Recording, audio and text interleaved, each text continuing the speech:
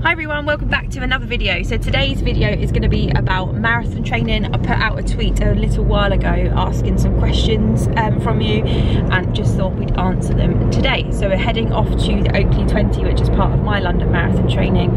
I still have 5 weeks to go and I've got another 20 miler next week before taper kind of begins.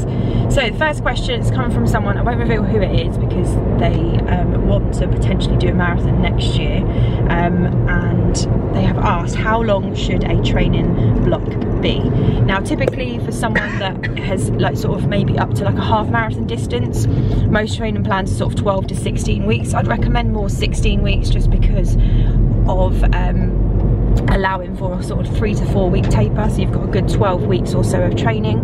So that's for someone that sort of say like that can already run sort of anywhere between sort of 6 and 12 miles. So if you're going from that sort of distance, if you're kind of like a new beginner to a marathon, I'd say that anywhere between sort of like 6 to 12 months. If you've decided that you want to sort of start a marathon, to train for a marathon anywhere sort of up to a year, just if you're starting from sort of quite a low level, I think you need to build up consistently and just getting used to running a couple of times a week, and then you up the intensity of it just to help prevent injury. So the normal training block is around 16 weeks, but anything if you're going, like as I said, complete beginner, anything up to about a year. Next question has come from Instagram, and this person has asked, is it stupid to aim for a time on your first marathon? I'm told I could run a sub 4 but not sure if I should try. Now putting it back into context for my first marathon, I kind of had a goal in my head that I wanted to run under 4 hours too, but if I'm being honest, I kind of did it by chance. I think for your first one, if you've been running for a little while and you can understand like race pace and race discipline, then you can aim for a time as long as you're comfortable at that pace. However, sometimes I feel that for your first one you should just go and run it and just try and enjoy it and not to worry too much about the pace. You need to some extent to know that not to go off too quick, because going anywhere between 10 to 30 seconds per mile quicker at the start can have a really negative impact later on down the line. So I think that you can aim for a time, but if you just sort of look at your runs, look at the data, look at like everything you've been doing, and you know your 20 mile, like your long run would be a good indicator of where your current fitness level is at. So I think that sometimes when you start a training block, unless you've done a few marathons before, you should really put a time at the start of the training block.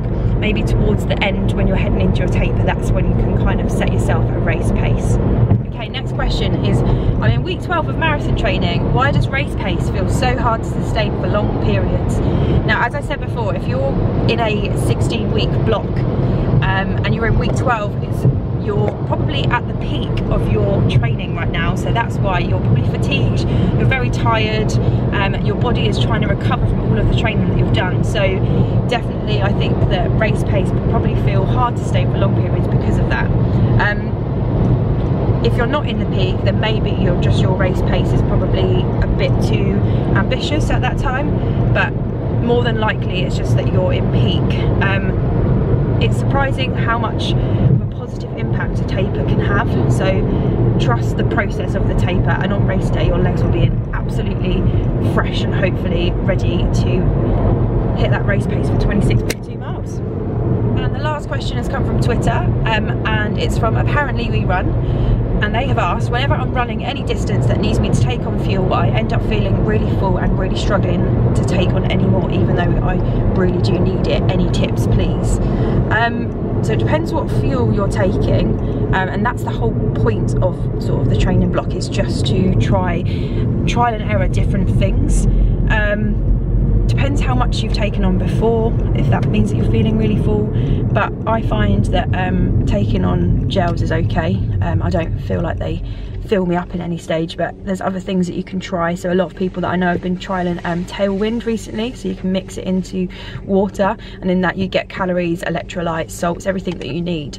So best thing to do is just trial and error different things. I know that's not really the best answer, but it's just to try. If what you're doing isn't working out, then try something else and see how you get on. Some people take on, and maybe just try and stop as well, take a walk and then try and take on the fuel and see how that affects. I know that some people don't like to walk at all, but actually that may help you out. So answer some of your questions. If you've got anything else, then leave a comment below, and I'm happy to do another one of these videos soon.